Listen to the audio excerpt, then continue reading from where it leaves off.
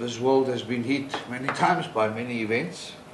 Ebola is certainly one of them, and we've managed to survive most of it, all of them actually.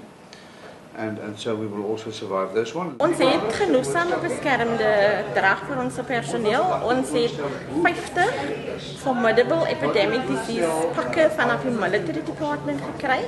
Plus ons het 100 coveralls gekry wat die personeel het bedek vanaf die kop tot by die voete. En ons het 100 vloeistofweerstandige flood resistant gowns gekry. Ons het baie gloves en N95 respirators, want dit is 'n item wat ons in ons daaglikse werk gebruik, en dan het ons ook die balaclavas om op te sit. Die Wes-Kaapse Departement van Gesondheid het die media vandag genooi om Tygerberg Hospitaal se spesiale isolasie-eenheid te besoek. Dit is sodat ons kon sien waar en hoe moontlike Ebola-gevalle hanteer sal word.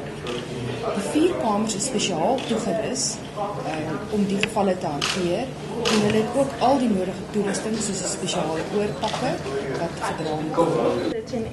We've got a very good unit here at Tygerberg Hospital, and that's one of the reasons, apart from the isolation unit, that Tygerberg has been designated the preferred referral hospital because of the infection prevention control expertise. This is not a politician talking, this is a clinician talking.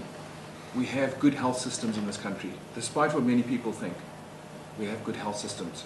We've got good health systems in this province. And I'm sure if we catch it early enough, we will contain any outbreaks on it.